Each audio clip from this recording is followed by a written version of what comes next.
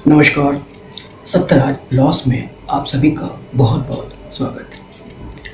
आज का टॉपिक है संविदा संबंध का सिद्धांत यानी डॉक्ट्रिन ऑफ प्रिविटी।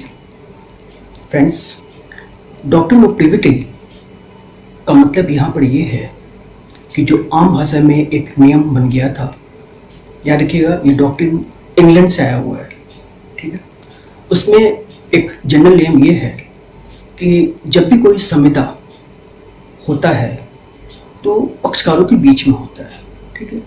और हमारे इंडियन कॉन्ट्रैक्ट एक्ट 1872 में सेक्शन 10 में कुछ टर्म्स दिए हुए हैं जिसका फुलफिलमेंट होने पे ही उसे करार कहा जाएगा, और जब ये करार enforceable by court of law होगा तभी वो कॉन्ट्रैक्ट होगा अंडर सेक्शन 2H।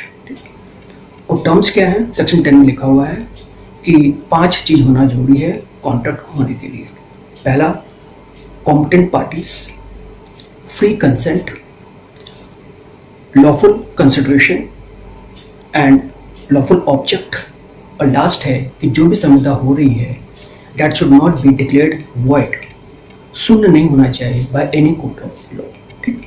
इसमें जो पहला है कॉम्पिटेंट पार्टी, यानी जब भी कोई संविदा होता है तो 2 पक्षकार या 2 से अधिक पक्षकार हो सकते हैं, लेकिन पक्षकार होना चाहिए, ठीक।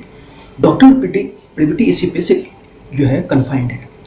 मतलब यानी संविदा संबंध का सिद्धांत ये कहता है, जो आम नियम है, कि जब भी कोई स्ट्रेंजर यानी कि वो व्यक्ति जो संविदा में पक्षकार नहीं है वो संविदा की शर्तों को परिवर्तित नहीं करा सकता। यानी कि स्ट्रेंजर या third person cannot enforce the contract by any court of law, ठीक। यानी जो संविदा में पक्षकार नहीं है वो संविदा का परिवर्तित या पालन नहीं करा सकते, और न ही ऐसा थर्ड पार्टी या स्ट्रेंजर या अपरिचित व्यक्ति न तो उसमें कोई दायित्व वहन कर सकते हैं और न ही कोई अधिकार प्राप्त कर सकते हैं, ठीक है। इसे कहते हैं डॉक्ट्रिन ऑफ प्रिविटी या संविदा संबंध का सिद्धांत। तो फ्रेंड्स, सबसे पहले इंग्लैंड में एक केस आया था, डट्टन वर्सेस पुले। डट्टन वर्सेस पुले ये पहला मुकदमा है जिसमें डॉक्ट्रिन ऑफ प्रिविटी को प्रपोन्ड किया गया था, उसको फाउंडेड यानी उसमें प्रतिपालन किया गया था, ठीक। हमारे इंडिया में सबसे पहला केस जो आया वो है यमुना दास वर्सेस राम अवतार का, जो कि 1911 प्रिवी काउंसिल में ये डिसाइड हुआ था।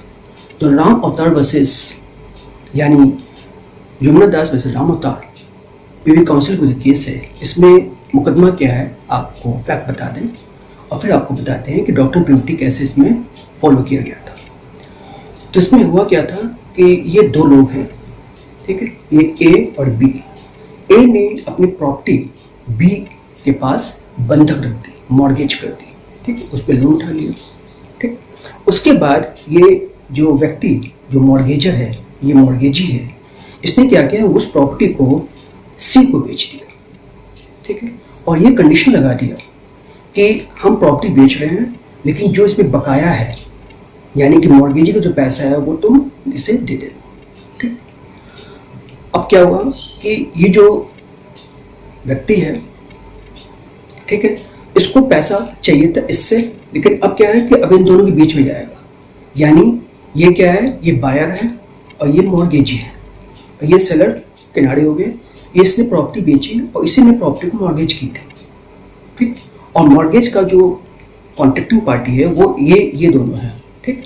और जो लोन लिया गया था यानी जो बेचा गया है प्रॉपर्टी वो ये के बीच है, ठीक। तो जब मॉर्गेजी को लोन पैसा नहीं मिला तो इसने मुकदमा इस पर कर दिया जिसने संपत्ति खरीदी थी, ठीक है। तो अब ये मामला कोर्ट में गया। कोर्ट ने कहा कि मॉर्गेजी जो है, सिंस जो सेल ऑफ कॉन्ट्रैक्ट हो रहा था यानी कि विक्रय का संविदा हो रहा था वो इन दोनों के बीच में हो रहा था, ठीक है, न कि इनके बीच में हो रहा था, इन दोनों के बीच में हुआ था। इसलिए ये जो मॉर्गेजी है ये स्ट्रेंजर हो गया, थर्ड पार्टी हो गया, और ये सेल ऑफ कॉन्ट्रैक्ट को इन्फोर्स नहीं करा सकते, ठीक है ना। तो इसे कहते हैं डॉक्ट्रिन ऑफ प्रिविटी, ठीक। ये यमुना दास वैसे राम अवतार के केस से पहली बार भारत में हमारे आए। ठीक, फिर धीरे धीरे इंग्लैंड में और भी केस आए, जैसे कि Dunlop pneumatic tyres versus selfies company का एक केस है। उसके बाद ट्विडल वर्सेस एडकेशन का केस है।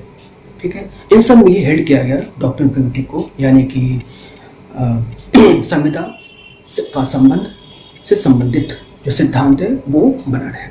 ठीक, फिर धीरे धीरे क्या हुआ कि एक केस आया एमसी चाको वर्सेस एसबी ट्रेवनकोर।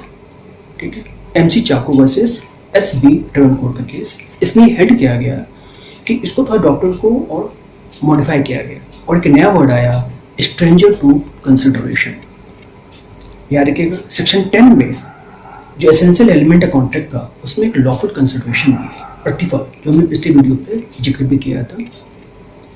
तो इसमें ये कहा गया कि अगर स्ट्रेंजर टू कंसिडरेशन है, इसका मतलब कि कोई ऐसे पक्षकार है, यानी पहले तो संविदा पक्षकारों के बीच में होता है, लेकिन कोई ऐसा व्यक्ति है, ऐसा स्ट्रेंजर है जो पक्षकार तो नहीं है, लेकिन संविदा जो की जा रही है वो उस थर्ड व्यक्ति के पक्ष की जा रही है, उसकी भलाई के लिए, उसकी बेनिफिट के लिए की जा रही है।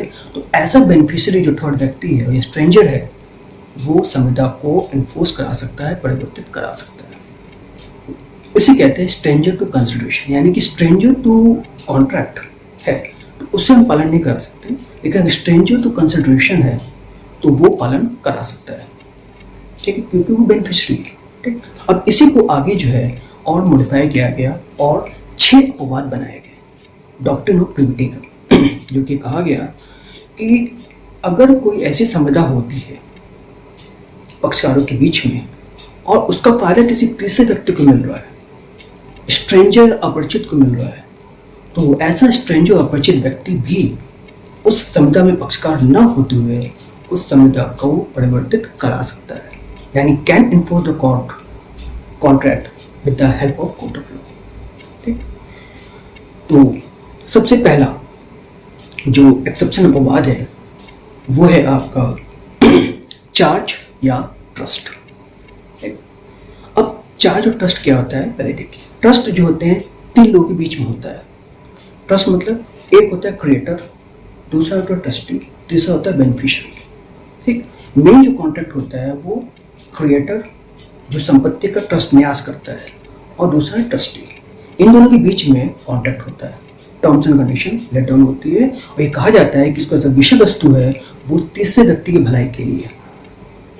ठीक है, तो भले ही तीसरा व्यक्ति इन दोनों के कॉन्ट्रैक्ट के बीच नेसेसरी पार्टी नहीं है, लेकिन ये बेनिफिशियरी जो है ये प्रॉपर पार्टी हो गया, जो सीपीसी की भाषा कहा जाए तो प्रॉपर पार्टी वो होती है जो भले ही एसेंशियल पार्टी या नेसेसरी पार्टी नहीं है, लेकिन इसके हेल्प के बिना कोई जजमेंट पास नहीं हो सकता। उसी तरह से ट्रस्ट जब क्रिएट किया जाता है तो बेनिफिशियरी होना जरूरी है। ठीक है, तो भले बेनिफिशियरी नेसेसरी पार्टी नहीं है, लेकिन he can himself enforce the terms of the contract of trust. ठीक, ये पहला है। दूसरा है इससे संबंधित पहले वाले में चार्ज। चार्ज को हम एग्जाम से समझेंगे। ठीक है, अगले पॉइंट में अगला पॉइंट जो है वो फैमिली पार्टीशन से है, फैमिली अरेंजमेंट से है, फैमिली मैरिज से है या फैमिली मेंटेनेंस से है। मतलब कि अगर कोई ऐसा संयुक्त हिंदू परिवार है, ठीक, और उसमें कर्ता और अदर लोगों के बीच में कोई ऐसा संविदा होता है जो फैमिली पार्टीशन संबंधित है, बंटवारे संबंधित है, फैमिली अरेंजमेंट से संबंधित है, फैमिली मैरिज से संबंधित है या फैमिली मेंटेनेंस से संबंधित है, तो भले ही जो उसमें माइनर जो सदस्य है वो बेनिफिशियरी है, क्योंकि कॉन्ट्रैक्ट जो हो रहा है उसका सब्जेक्ट मैटर है, उसका इंटरेस्ट जो है उस माइनर के लिए है, तो भले ही माइनर या कोई भी ऐसा व्यक्ति मेजर भी हो, नेसेसरी पार्टी ना हो, लेकिन वो संविदा को परिवर्तित करा सकता है। ठीक, तो इसको हम एक केस से समझते हैं, जिसमें एक केस का नाम आ रहा है आपके सामने। तो इसमें क्या हुआ था कि एक पिता ने अपने 3 बच्चों, ठीक है, 3 बच्चे मतलब 2 बेटा 1 बेटी, तो पिता ने एक कॉन्ट्रैक्ट किया 2 बेटों के साथ कि हम अपनी प्रौसारी संपत्ति का वारिसान हम तुम्हें बना रहे हैं, दोनों बेटे को, ऑन द कंडीशन कि जब ये बेटी विवाह योग्य हो जाएगी तो इन दोनों भाई की जिम्मेदारी होगी इस बेटी का विवाह कर दे। ठीक है, ये टर्म्स में जोड़ दिया गया। बेटी जो है वो पार्टी नहीं थी कॉन्ट्रैक्ट के समय, लेकिन टर्म्स में जुड़ी हुई थी, सब्जेक्ट मैटर में वो थी, ठीक, लेकिन नेसेसरी पार्टी नहीं थी। अब देखिए, अगर भाई बेटा पैसेज ऑफ टाइम कुछ समय के बाद अगर मुकर जाते हैं और विवाह नहीं करते हैं, तो ये बेटी इसी बात पे बेनिफिशियरी होते हुए, भले नेसेसरी पार्टी नहीं है, वो कॉन्ट्रैक्ट को इन्फोर्स करा सकती है, अपने भाई से अपने शादी का सारा खर्च मांग सकती है, ठीक है, कैन इन्फोर्स द कॉन्ट्रैक्ट। अब आइए एक दूसरा केस है, ख्वाजा मोहम्मद खान वर्सेस हुसैन बीबी। ख्वाजा मोहम्मद खान ने हुसैन बीबी के पिता से, याद रखिएगा, हुसैन बीबी के पिता से एक कॉन्ट्रैक्ट किया कि हुसैन बीबी की शादी ख्वाजा मोहम्मद खान के बेटे से कर दी जाए। तो अगर ये ऐसा हो जाता है तो हुसैन मोहम्मद खान ने ये अपना तरफ से ये ऑफर किया कि अगर ये विवाह हो जाता है तो हुसैन बीबी को हर महीने 500 रुपये खर्चे पायदान दी जाएगी। याद रखिएगा, 1910 का केस है, उस समय 500 रुपये बहुत होता है, ठीक। इसमें ख्वाजा मोहम्मद खान ने ये कंडीशन रख दिया और ये ऑफर किया कि अगर हुसैन बीबी की शादी हो जाती है तो हुसैन बीबी का खर्चे पायदान 500 रुपये महीना वो देंगे, और इस खर्चे पायदान को एक अचल संपत्ति यानी इमूवेबल प्रॉपर्टी से अटैच कर दी गई, यानी चार्ज क्रिएट कर दिया गया, क्योंकि उस अचल संपत्ति से कुछ पैसे आते थे हर महीने, उसमें से 500 रुपये ख्वाजा मोहम्मद खान ने कहा कि हम हुसैन बीबी को देंगे। कुछ समय तक मिलता रहा ये, ठीक है। जब क्या हुआ कि एक समय हुसैन बीबी और उसके हस्बैंड के बीच में डिस्प्यूट अराइज हो गया और दोनों सेपरेट हो गए। अब खर्चे पायदान मिलना बंद हो गए। हुसैन बीबी ने मुकदमा कर दिया इसी आधार पे। तो कोर्ट ने ये कहा, हालांकि ऑब्जेक्शन भी रेज हुआ कि हुसैन बीबी नेसेसरी पार्टी नहीं थी, इसलिए वो केस नहीं कर सकती, लेकिन कोर्ट ने कहा नहीं, सी द बेनिफिशियरी, उस कॉन्ट्रैक्ट में बेनिफिशियरी है, भले नेसेसरी पार्टी नहीं है, उसके बावजूद वो उस कॉन्ट्रैक्ट को इन्फोर्स करा सकती है, और कोर्ट ने खर्चे पायदान देने का आदेश दिया। फिर से उसको रिवाइव किया जाए, ठीक।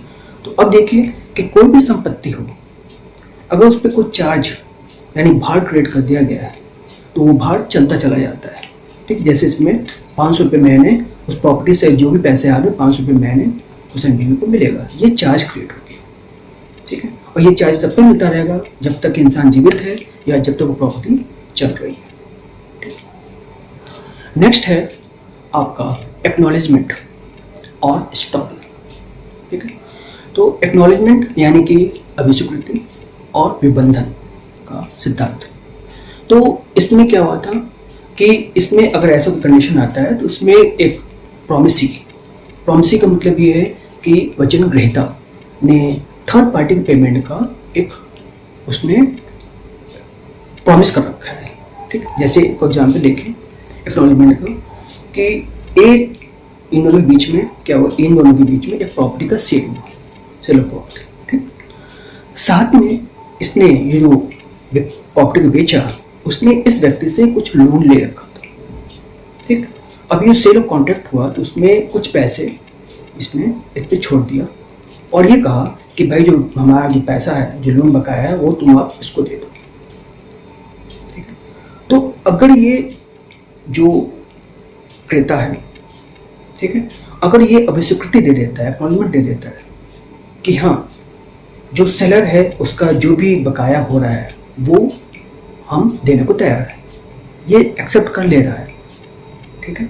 तो इसने एक्सेप्ट कर लिया, पैसे रोक लिया और इसने लोन का पैसा जो भी था इस व्यक्ति का वो दे दिया, ठीक। यानी कि लोन से संबंधित जो मामले हैं अब वो इन दोनों के बीच में आएगा, न कि इन दोनों के बीच में। इन दोनों के बीच में था लेकिन ये एक्नॉलेजमेंट कर लिया, इसलिए अब इन दोनों के बीच में एक्नॉलेजमेंट चलेगा।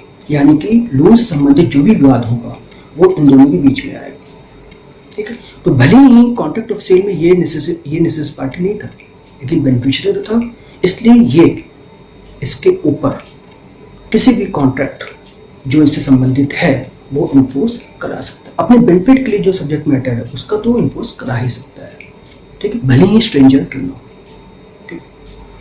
अब आइए नेक्स्ट देखें तो आपका नेगोशिएबल इंस्ट्रूमेंट एक्ट है, यानी कि कोई भी law related to negotiable instrument act है अगर राइटिंग में है तो उस पर भी स्ट्रेंजर टू द कंसिडरेशन यानी स्ट्रेंजर टू द पार्टी का जो डॉक्ट्रिन है वो लागू नहीं होगा। जैसे कि आप देखिए नेगोशिएशन इंस्ट्रूमेंट एक्ट 1881 में आप खास कर देख सकते हैं बैंक का चेक, बिल ऑफ एक्सचेंज या प्रॉमिसरी नोट होता है।